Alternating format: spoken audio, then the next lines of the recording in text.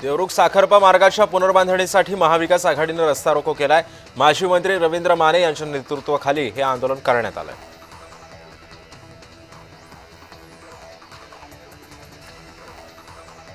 कर्जमाफीच्या मुद्द्यावरून अजित पवार पूरग्रस्त शेतकऱ्यांवर भडकलेत। प्रश्न विचारणाऱ्या शेतकऱ्यालाच अजित पवारांनी झापलंय। राज्य आणि केंद्र सरकार मिळून पूरग्रस्तांना मदत करेल असं अजित पवारांनी आश्वासन दिलंय। आर्थिक निकषांवर आरक्षण दिलं पाहिजे या अजित पवारांच्या विधानाला छगन भुजबळांनी जोरदार विरोध केलाय। त्यांना जे करायचंय ते करू द्या, पण आमचा विरोध आहे। त्यांनी हे विधान का करावं अशा शब्दांमध्ये भुजबळांनी त्यांच्या राष्ट्रीय अध्यक्षांचा समाचार घेतलाय। नवी मुंबई सिडको सोडत धारक आक्रमक झालेत। माथाडी कामगार मेळाव्यामध्ये मुख्यमंत्री फडणवीसांचं पण भाषण सुरू असतानाच सिडकोगारांच्या किमती कमी करण्याची मागणी करणारे फलक दाखवण्यात आले।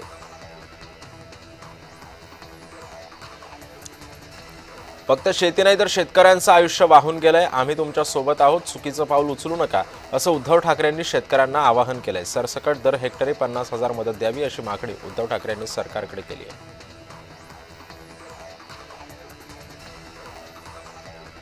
महाराष्ट्रासाठी केंद्र सरकारनं तातडीनं मदत करावी अशी मागणी खासदार सुप्रिया सुळेंनी केली आहे।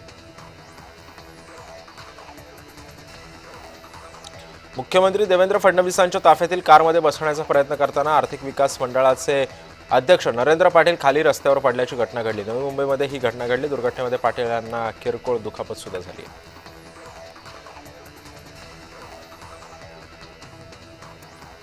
राज्यामध्ये झालेल्या जोरदार पावसामुळे आणि पूरपरिस्थितीमुळे शेतकरी पूर्णतः कोलमडून गेलाय। हतबल झालेल्या शेतकऱ्यांसाठी राज्यातील सर्व शिक्षकांच्या वतीनं 1 दिवसाचं वेतन पूरग्रस्त शेतकऱ्यांसाठी दिलं जाणार आहे।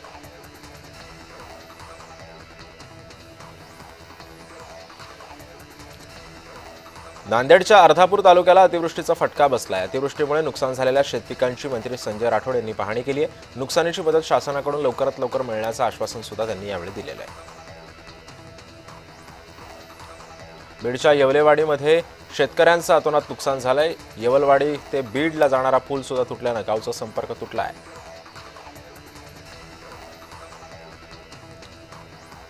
अंजली दमानिया यांनी नितीन गडकरी यांच्यावर गंभीर आरोप केले। नितीन गडकरी यांनी जनतेवर टोल थोपवल्याचा आरोप दमानियांनी केलाय। गडकरी यांना टोलच्या माध्यमातून मोठा भ्रष्टाचार सुद्धा केला असल्याचा आरोप त्यांच्यावरती करण्यात आला।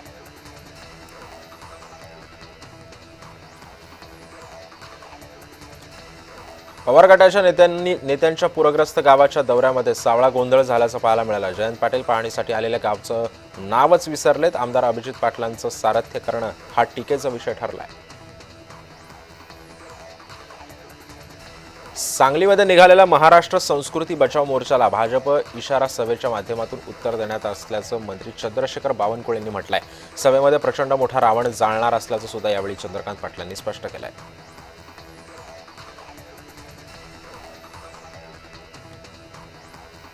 भिवंडी शहरामध्ये जन्मदाखले देण्यासाठी सक्षम प्राधिकरण कोण आहे असा सवाल तहसीलदार अभिजित खोले यांच्या समोर आमदार रईस शेख यांनी उपस्थित केला।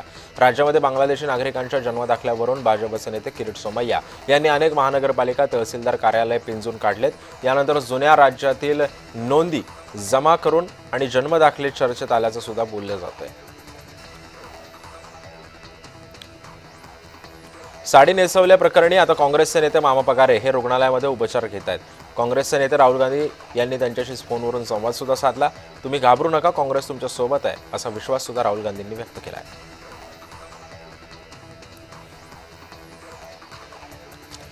संभाजी भिडेंचं नवरात्री आणि दांडियांबद्दल वादग्रस्त वक्तव्य समोर आले। दांडिया खेळल्यानं नपुसंकत्व येतं, दांडिया खेळून देशाचं वाटोळं केलंय असं वादग्रस्त वक्तव्य संभाजी भिडेंनी केलंय।